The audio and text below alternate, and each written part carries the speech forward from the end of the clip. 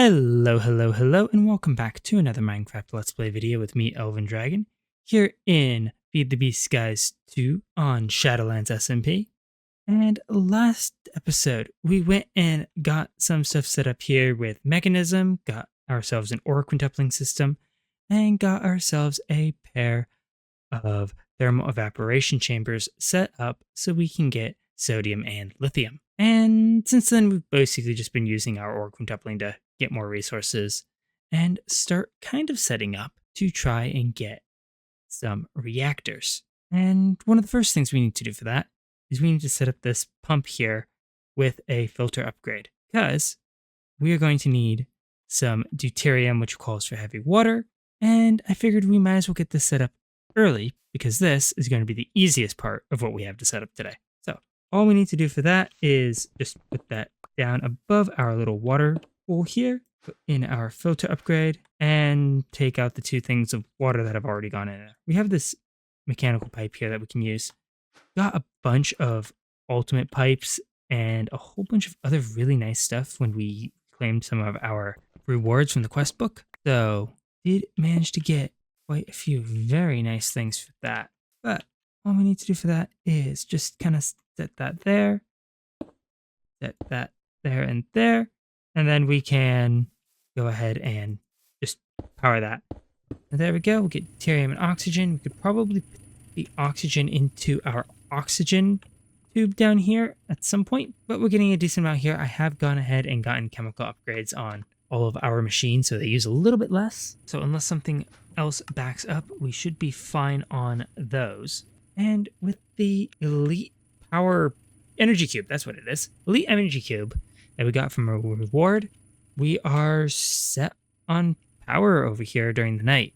So we're not doing too bad with all that, but for a lot of our other mechanical stuff that we're going to need, we are definitely going to need more power, and I don't want to have to go and try and figure out getting more power in the middle of trying to work on something else. So that means we're going to be setting up a couple of reactors. So I've been playing around here and just marking up everything that we need for all of this. And we're going to need this fission reactor case. So that's steel casings and lead. It's not going to be too bad.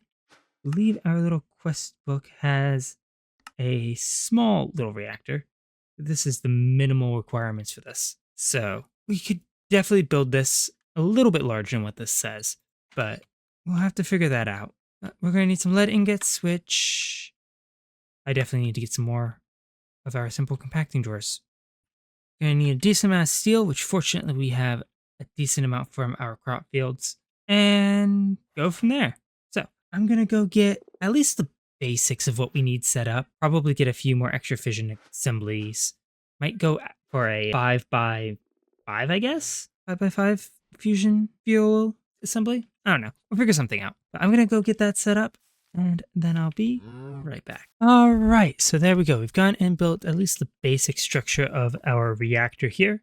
So we have our 4 ports here. So we've got fuel in, waste out, coolant in, and coolant out.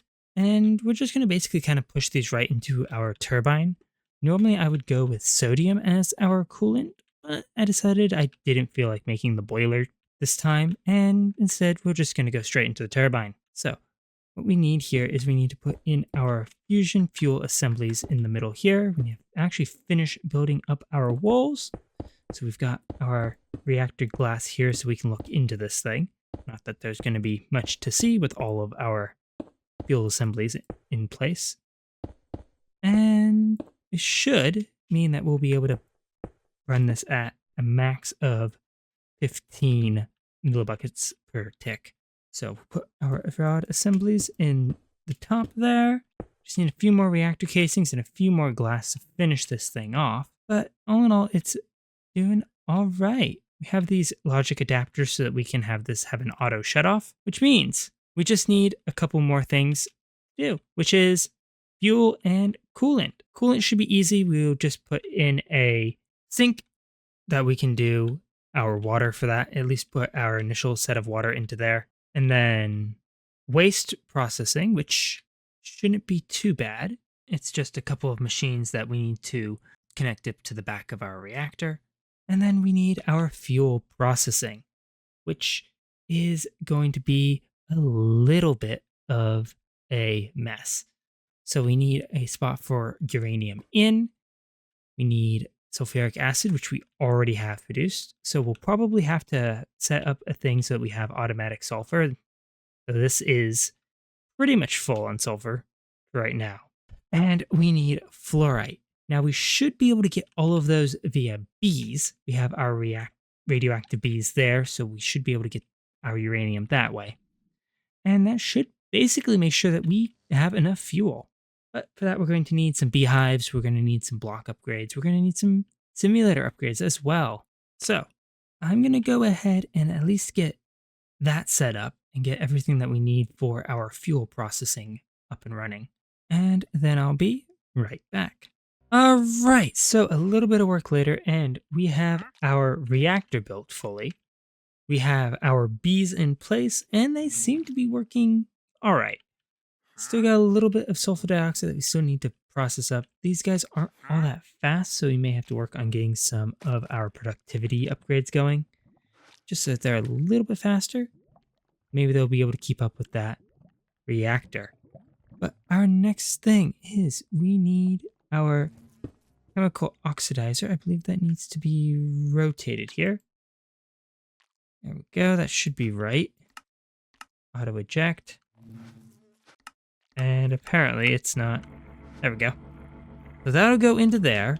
Then that needs to go into the chemical infuser, which should then turn that into our uranium hexafluoride.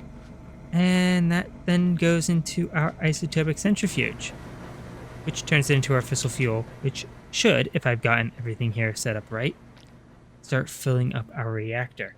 Now this is going to take a while to fill up. I do want to make sure it fills up, because I don't want to have to worry about running out of fuel right away. Granted, it does start off pretty slow, so we'll have a little bit of time to wait.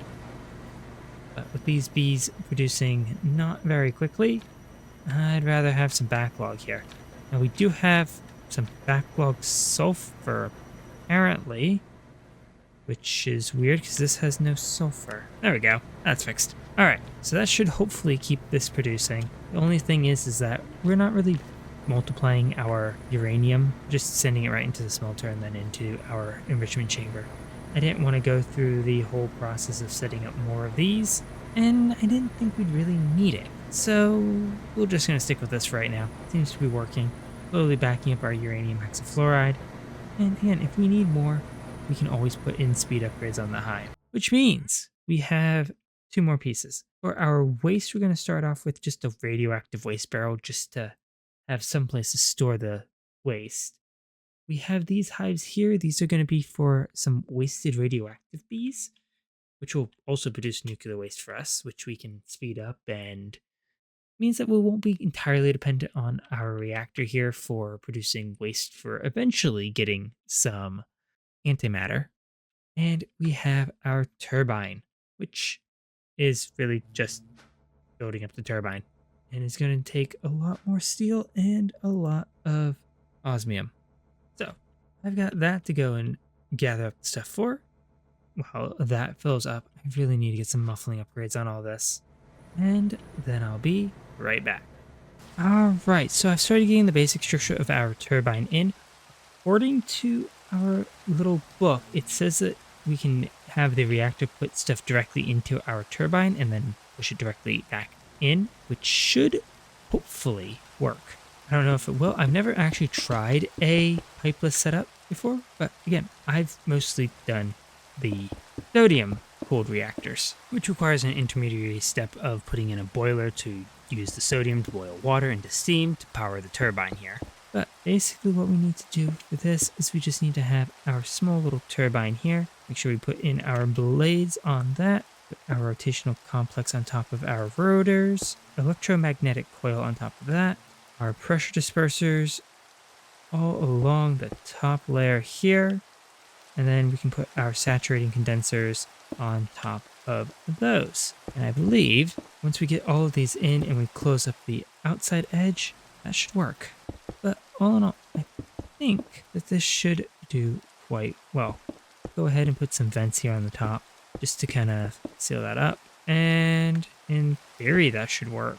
It didn't give me the message that it completed, so I'm not quite sure. Now we have a spot down here that we can probably actually pull our electricity out of, and that could be what it's missing. Because I don't think I put in a spot to pull that out on the bottom here, which we can also anyway just take out the block that's under there to put in our electricity pipe to collect that out of. So let's break that out, put our turbine valve in there, connect our energy into that. So now the energy this produces should get pulled out from there if we actually built this right. I don't know why it's not working. Fun fact, if you don't complete the multi-block, it doesn't actually work. There we go. So we've got our turbine here working. Should be good. Mass production, max water output. Hopefully that's enough to keep up with this. We do have a little bit, so we can activate this just to test. And is that getting steam? No, it's not. But, oh, there we go. Now it's starting to generate steam and power. So that should be good. Again, we don't have this running at a very powerful rate right now. What's our rate here? Yeah, 0.1. So we're not really pushing it on our power generation and our steam production here. But we'll turn that off right now because that is very loud and we don't have our, hopefully, explosion-proof logic set up here, which is just going to take a piston, block, and an observer. But, oh no, I think we've got this set. We've got most of the main difficult stuff set up already between the turbine and the actual reactor. So we can start producing energy with that, which means the last thing that we have to do is our waste system, which again, right now it can just go into this radioactive waste barrel. We are going to have to break a bit of waste pipe in order to get the wasted radioactive bees. So I don't want to go too far into the waste management section just yet. But we are going to need the solar neutron activator, which requires an HDPE sheet, which means we're going to have to go through this whole quest line for the pressurized reaction chamber. It should just be 3 or 4 different machines here that we need to get. So I'm going to go ahead and figure out where we're going to be putting that, because right now our cable lines here are an absolute mess. This is why I wanted to hide most of the cabling underneath the island. So I'm going to go and detangle that and figure out where that's going to go. Maybe figure out how we're going to decorate this thing, and then I'll be right back. Alright, so we have our HDPE sheets, we have our fission reactor logic, still yet unset up, but we have our fuel in there full, and we ended up setting up our HDPE processing plant underneath here just because there really wasn't any good spots to put it on top of the island, not with everything that we needed for it. So basically what that will do is that just we put biofuel into here, it goes all the way around to here. Once we get the substrate, the ethylene processes through the rotary condenser into here, substrate goes into HDPE pellets, HDPE pellets get processed into sheets, and that's it. These should pretty much be the only 2 that we need. I don't think we really need any others unless we want more solar neutron activators. But we're going to need 2 of those because we need one for the tritium, which we can get set up here. It's just a rotary condenser with our liquid lithium from our thermoevaporation block going into the solar neutron activator.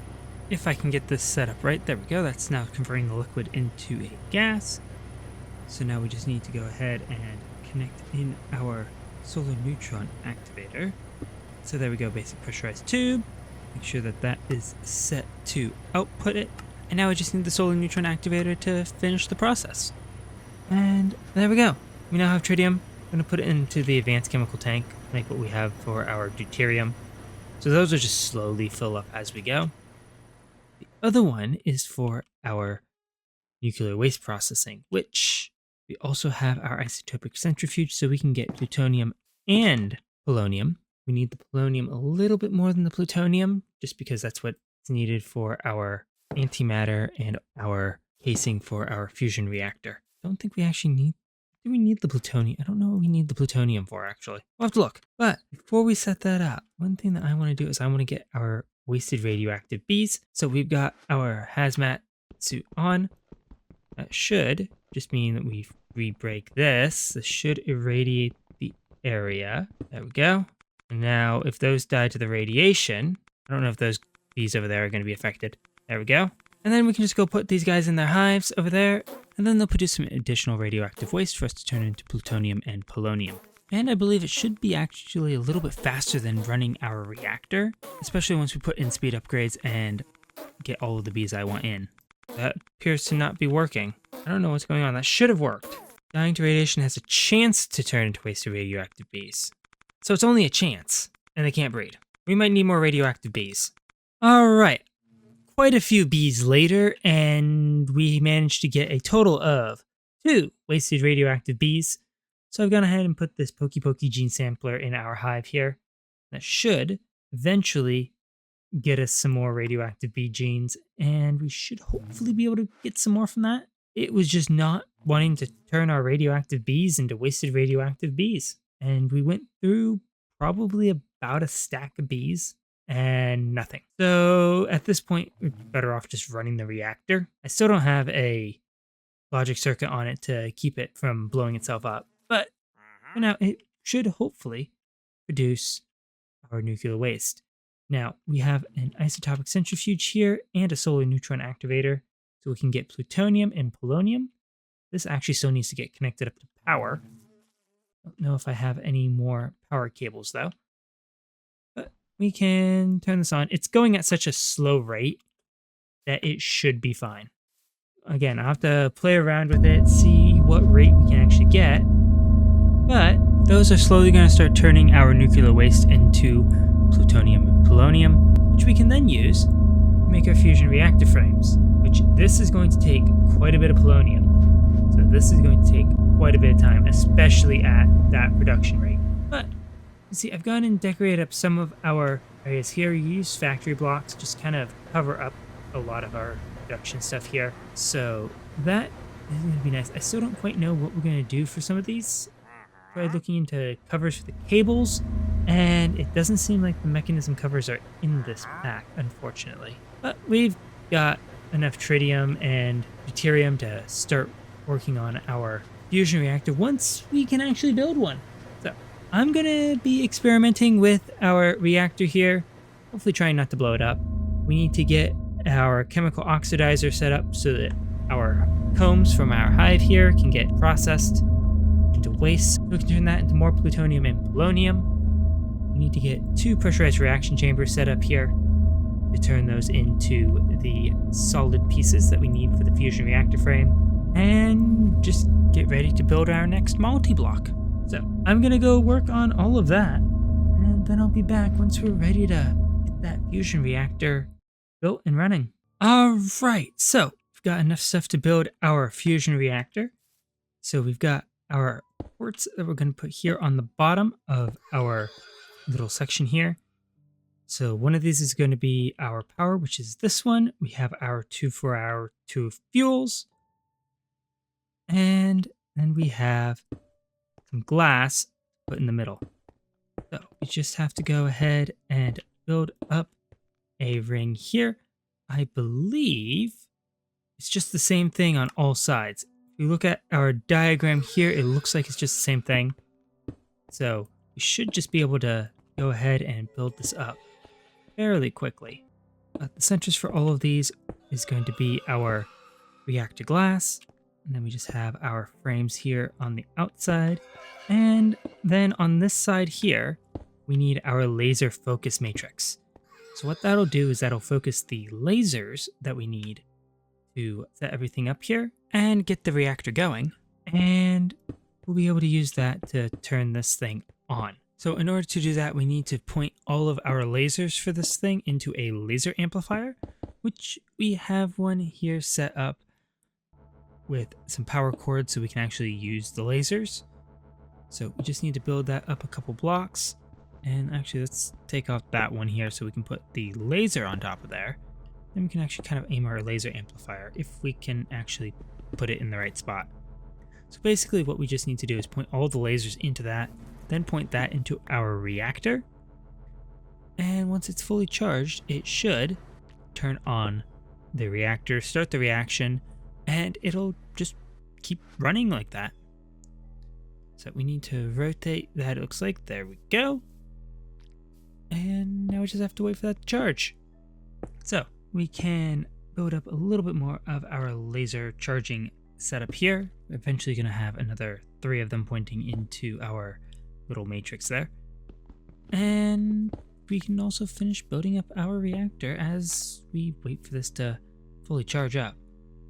So we just need to keep mirroring what we did kind of on the bottom here, all the way up on the sides.